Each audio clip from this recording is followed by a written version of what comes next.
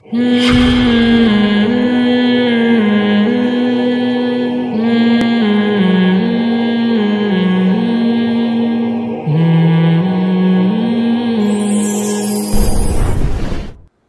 قرآن کہہ رہا ہے کہ اگر خدا اہل ایمان کو لڑنے کا حکم نہ دیتا تو زمین میں کوئی عبادت گاہ بھی باقی نہ رہتی. تو اللہ نے محمد صلی اللہ علیہ وسلم کے ذریعے جو جہاد کا کام لیا، بدر سے شروع ہوئی ہے لڑائی، اور لڑتے لڑتے لڑتے لڑتے یہاں تک کہ رسول اللہ صلی اللہ علیہ وسلم نے فرمایا لا تزال طائفۃ من امتی ظاہرین علی الحق. آپ نے فرمایا میری امت کی ایک جماعت ہمیشہ حق پر غالب رہے گی، یقاتلون، اور وہ ہمیشہ لڑتی رہے گی یہاں تک کہ دجال ظاہر ہو جائے. اس وقت سے لے کر 1400 سال گزر گئے، تاریخ میں ایک لمحہ بھی ایسا نہیں آیا ہے کہ اسلام دشمن قوتیں کفر کو طاقت کے زور سے اسلام دشمن قوتیں اسلام کو طاقت کے زور سے ختم کرنے کی کوشش نہ کر رہی ہوں اور مسلمان اس کے مقابلے میں کھڑے نہ ہوئے ہوں. اور اسی کی لیٹسٹ مثال جو ملتی ہے افغانستان ہے. پہلے رشیا نے ہاتھ صاف کیا، وہاں پہ جس ملک پہ پاؤں رکھا اس نے اس کو ہڑپ کر دیا. آپ کیا رشیا کی طاقت کو کم سمجھتے ہیں؟ اتنی بڑی طاقت، اتنی بڑی پاور. اور جس طرح سے اسلامی ملکوں کو اس نے ہڑپ کرنا شروع کیا، اس سے لگتا تھا کہ قرآن کی جو یہ آیت ہے کہ اللہ نے اس دین کو غالب رکھنا ہے قیامت تک، شاید یہ آیت صحیح نہیں ہے. کیونکہ رشیا، میں تو ان ملکوں میں جا کے میں نے اپنی آنکھوں سے دیکھا ہے. ازبکستان میں گیا، بخارا میں گیا، سمرقند میں گیا، انہوں نے بتایا کہ رشیا نے اسلام کو ختم کرنے کے لیے اتنا ظلم کیا ہے کہ اگر کسی کے وضو کا نشان بھی نظر آتا تھا اس کو فوراً قتل کر دیا جاتا تھا. وہاں میں نے لوگوں سے انٹرویو لیے، انہوں نے بتایا کہ ہمارے باپ دادا پہ جو ظلم ہوا ہے، گھروں کے اندر انہوں نے تہخانوں کے اندر شراب خانے کھولے.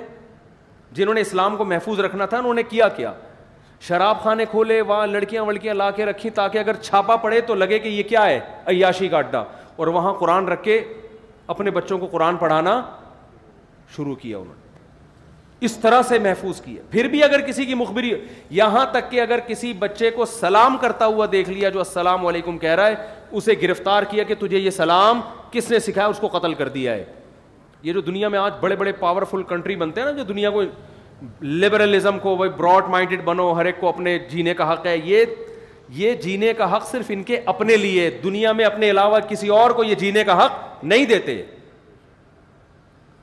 اس طرح سے ظلم کر کے کیا کیا ہے، اسلام کو ختم کرنے کی کوشش. اس کے بعد رشیا آیا کہاں؟ افغانستان. انتہائی غریب ملک، انتہائی پسماندہ ملک. افغانستان کی آرمی نے فوراً رشیا کے سامنے ہتھیار ڈال دی. آپ بتاؤ اگر آپ کے ملک کی آرمی اگر سلنڈر ہو جائے تو پھر لڑنے کی طاقت کا کوئی تصور باقی بچتا ہے؟ ساری دنیا نے یقین کر لیا کہ افغانستان کو رشیا نے زیر کر لیا ہے. اس وقت نہ امریکہ آیا نہ کوئی اور کنٹری آیا. ساری دنیا جانتی تھی یہ جنگ ہار چکے ہیں. لیکن وہی ہے کہ اللہ نے کیا فرمایا، لِيُظْهِرَهُ عَلَى الدِّينِ كُلِّهِ. ہمیں یاد ہے افغانیوں نے، ہم تو چھوٹے بچے تھے اس وقت خبریں سنتے تھے، جو لوگ وہاں سے لڑکے آتے تھے مٹی کے گاروں سے پھینکنا شروع کیے ٹینکوں کے اوپر.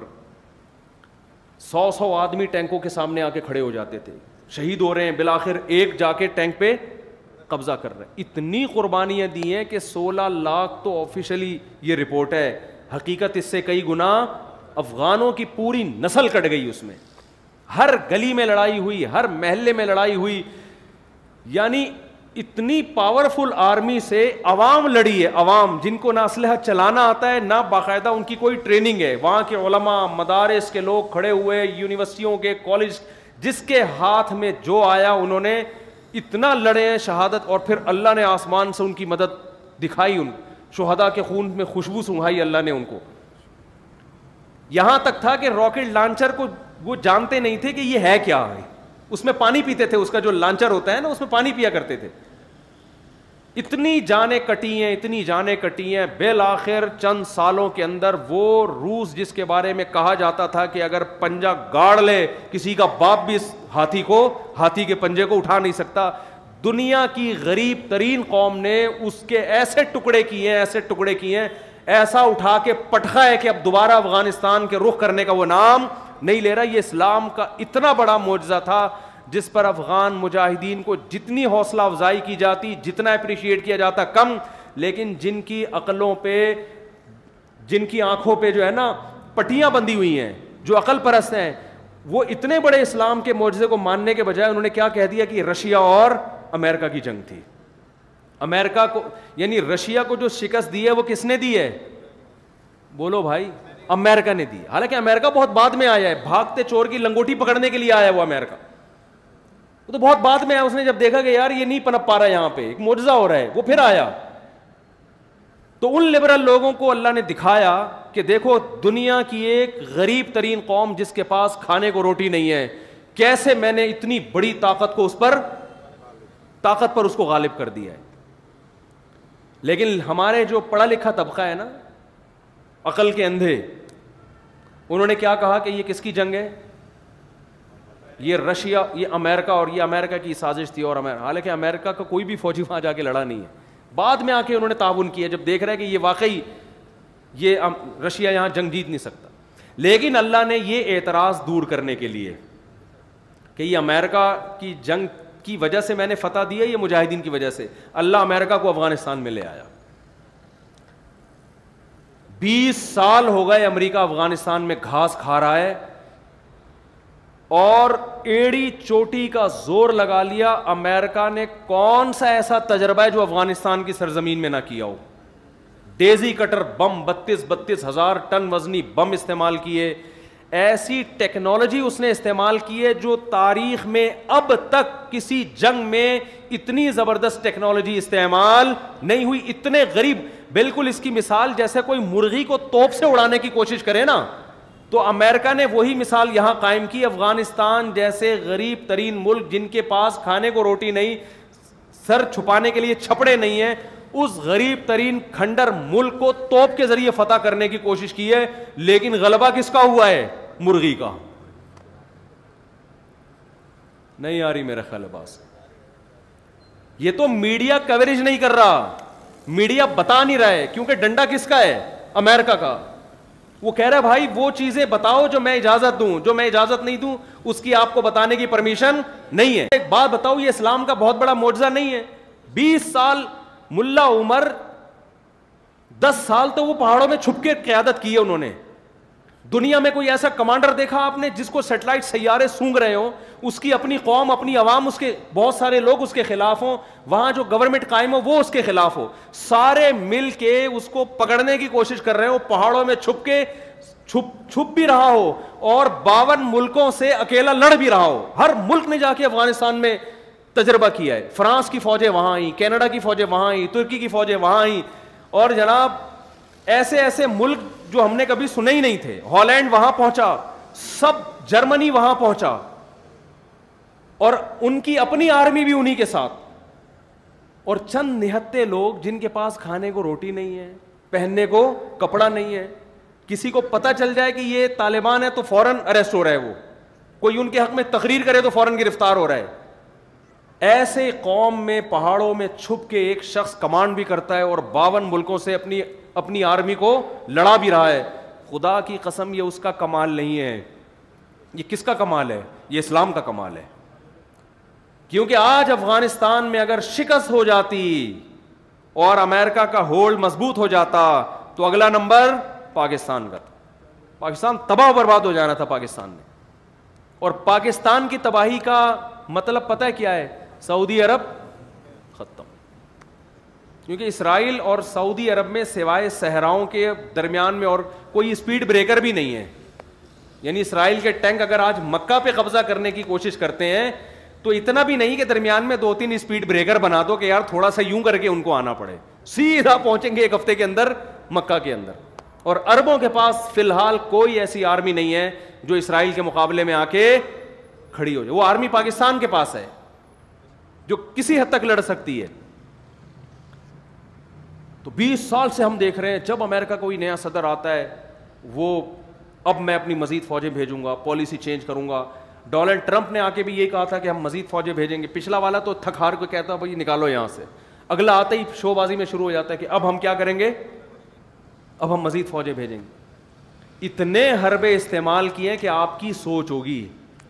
افغانیوں کو ڈالر دے دے کے خریدا, مخبریاں کرو, بہت سے بکے, ہزاروں لاکھوں بکے ہیں, مگر ایک خدا کی قسم قربانی کی ایسی داستان قائم کی ہے کہ اگر آج اس پہ ڈاکومنٹری بنے, لوگ بھول جائیں ساری دنیا کو, اور ساری دنیا کو بھول کے ان کے نعرے لگانا شروع کر دیں. ایسی میں جانتا ہوں ایسے گھروں کو, 10 بیٹے ہیں, ایک شہید ہوا, دوسرا شہید ہوا, تیسرا شہید ہوا, چوتھا شہید ہوا, 5واں, 6واں, 7واں, 8واں, 9واں, 10 کے 10 شہید ہو گئے. گھر میں عورتوں کے علاوہ کوئی بھی باقی نہیں بچا. پورے گاؤں ملیامیٹ ہو گئے.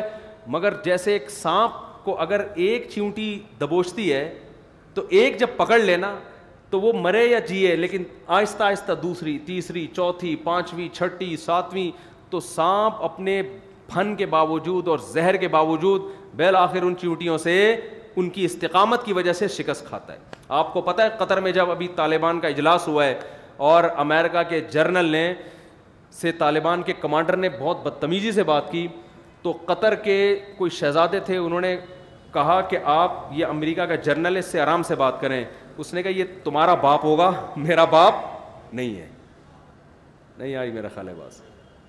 ایک پگڑی پہن کے ایک پٹھان امریکہ کے جنرل کی آنکھوں میں آنکھیں ڈال کے بات کر رہا ہے کہ اس سے تمیز سے تو بات کرے گا, میں اس سے تمیز سے بات, میں جس طرح بھی کروں یہ میری سنے گا. بہت مشکل ہے بات سمجھانا.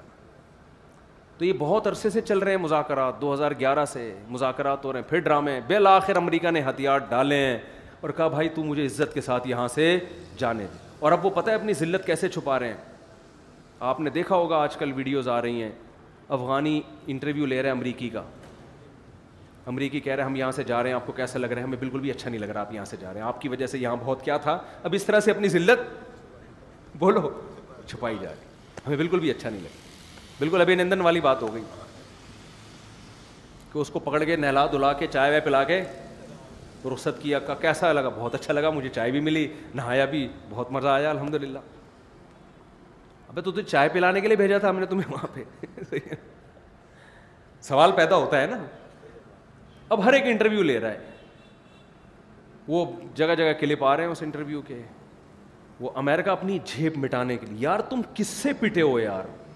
پاکستان سے بھی پٹتے تو کوئی بات تھی, انڈیا سے پٹتے کوئی بات تھی, ایران سے پٹتے کوئی بات تھی, کس سے پٹے ہو؟